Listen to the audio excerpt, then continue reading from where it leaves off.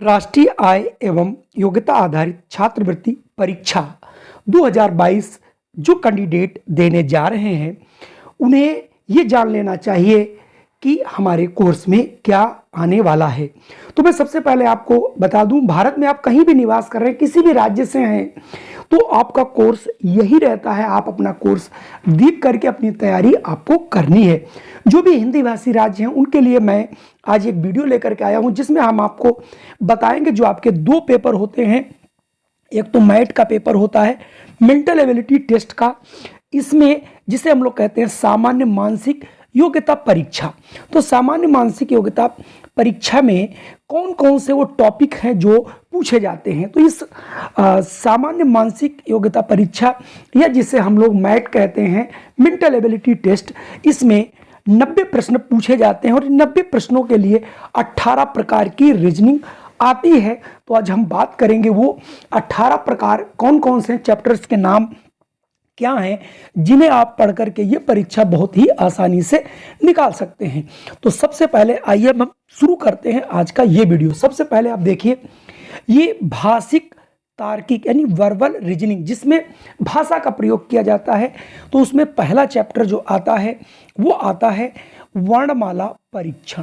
तो आपको सबसे पहला जो चैप्टर यहाँ देखने को मिल रहा है वो है भाषा परीक्षण का अल्फाबेट टेस्ट। इसमें आपका अल्फाबेट टेस्ट यानी अक्षर ABCD होगा, उनका क्रमांक कितना है, दो दो अक्षर छोड़ के लिख दिया जाएगा। ठीक इसी प्रकार से आगे आप जब रीजनिंग देखेंगे वो कर पाएंगे।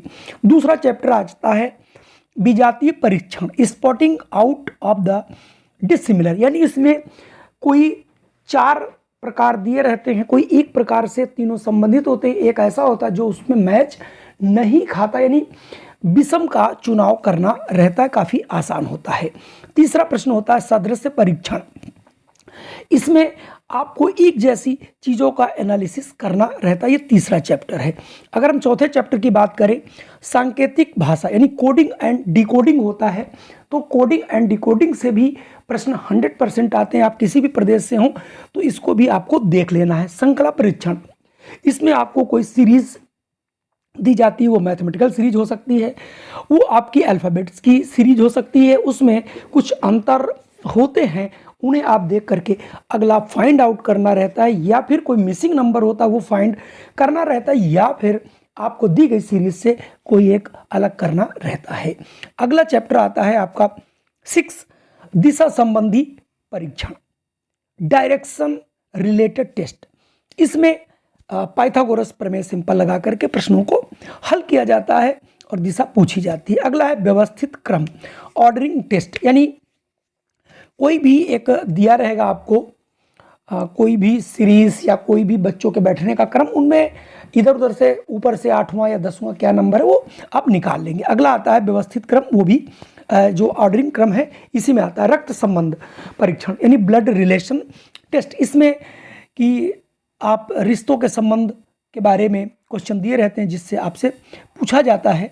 तो इसमें से भी एक प्रश्न आपको जरूर मिलता है, 1 से 2 प्रश्न। चलिए बढ़ते हैं अब हम, अभी हमारे यहाँ 8 हुए हैं, 10 अभी और बकाया हैं।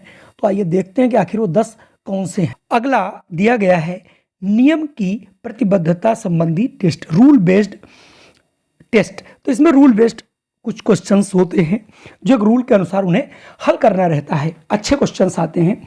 आकृतियों से संख्याओं को ज्ञात करना, इसमें to determine number from figure, किसी एक फिगर में नंबर्स की व्यवस्था होती है जो एक निश्चित क्रम के अनुसार लिखे जाते हैं, उनको फाइंड करके दूसरा एक जो नंबर दिया होता है उसको निकालना रहता है। वेन आरेख परीक्षण, वेन आरेख एक डायग्राम होता है, उसमें बना रहता है और उस पर बेस्ड आपको क्वेश्चंस पूछा तो थोड़ा आसान रहता है। जब भी मैं पढ़ाऊंगा तो आप देखेंगे काफ़ी आसान रहते हैं। अंक एवं वर्ण परीक्षण, ordering of numeral and later परीक्षण, यहाँ से भी आप प्रश्न आते हैं। आकृतियों से विशेष आकृति ज्ञात करना, एक आकृति दी जाएगी, उस आकृति को देख करके आपको आकृति बता देना है, ढूंढ लेना है, या आकृति को बिठाना रहता है, वो भी आपको करना रहेगा। अगला है डाइस यानी पासा, पासे से भी संबंधित प्रश्न आते हैं। चलिए बढ़ते हैं आगे, 4 टॉपिक और कौन से हैं।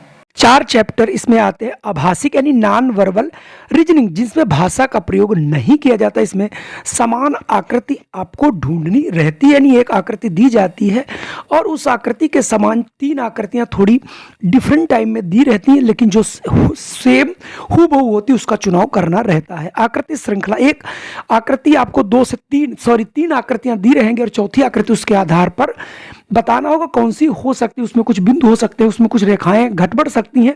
इस प्रकार से सादृश्य एनालॉगस, इसमें भी एक दी गई आकृति के समान आकृति उसमें ढूंढनी रहती है। वर्गीकरण, कोई भी चीज़, कोई भी फिगर्स दिए होंगे उनमें वो सब एक तरीके के होंगे। एक फिगर ऐसा होगा जो अलग करना रहेगा उसका, उससे वो मैच नहीं खाएगा, उसे तो आपको ढूंढना रहेगा। तो कुल मिला के ये 18 टॉपिक हैं जिनसे 90 प्रश्न पूछे जाते हैं। अब दूसरा जो टेस्ट होता है उसके बारे में हम देखते हैं, सेट, जो हमारी शैक्षिक योग्यता पर आधारित होता है, जिसके अंतर्गत विज्ञान, सामाजिक विज्ञान और गणित के प्रश्न आते हैं। इसमें 58 चैप्टर्स हैं, यानी 58 चैप्टर हैं जिनसे प्रश्न पूछे जाते हैं। तो आइए उनकी भी एनालिसिस कर लेते हैं। शैक्षिक अभिरुचि, यानी जिसमें आपका द्वितीय खंड, जिसमें भी 90 क्वेश्चंस आते हैं।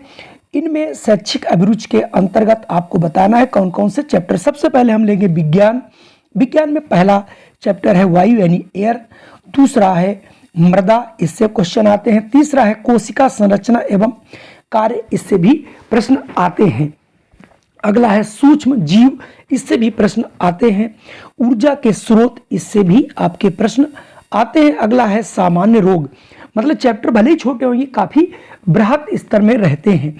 अगला है खाद्य उत्पादन एवं प्रबंधन की मूल प्रवृत्तियां। आइए आगे देखते हैं कौन से अभी चैप्टर बकाया हैं।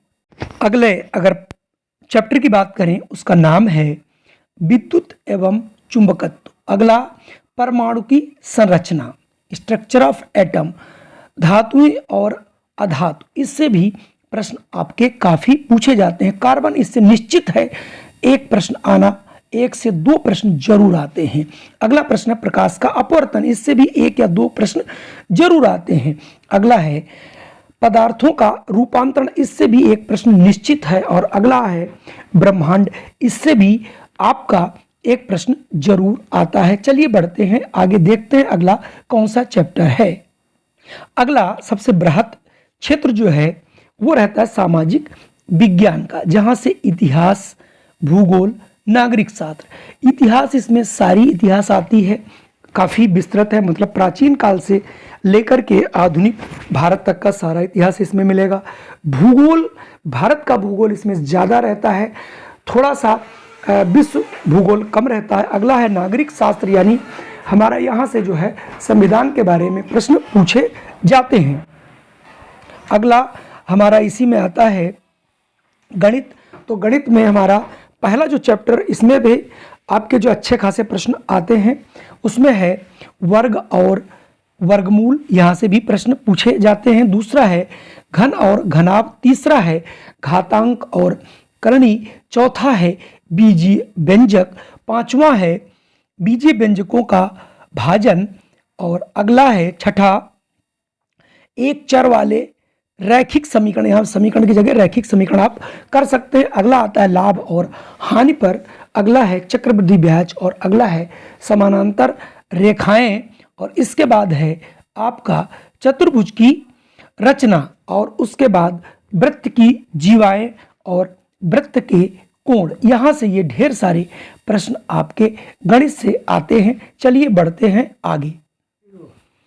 अगला हमारा है वृत्त की स्पर्श रेखाएं, 14 है रेखीय आकृतियों का क्षेत्रफल, अगला है वृत्त की परिधि और क्षेत्रफल, अगला है ठोस आकृतियों का पृष्ठीय क्षेत्रफल तथा आयतन, और 17 है सांख्यिकी, 18 है सरलीकरण, और 19वां है प्रतिशत, और 20वां है लघुत्तम समापवर्त और महत्तम समापवर्त। इस प्रकार से आपने देखा कि आपके पहला जो था मैट में 18 चैप्टर, और सेट में कुल मिला के आपका इतिहास है, भूगोल है, साइंस है और मैथ में मिला करके आपके 58 जो है चैप्टर्स यहाँ से आपको मिलेंगे। और आप इन सबको यदि पढ़ते हैं तो आप को परीक्षा में कोई भी रोक नहीं सकता। जय हिंद, वंदे मातरम। ये सारे कोर्स हम आपको इसी चैनल पर कराएंगे। अगर आप चैनल पे पहली बार आए हैं तो कृपया कर लीजिए सब्सक्राइब। जय हिंद, वंदे मातरम। फिर मिलता हूँ अगली वीडियो में।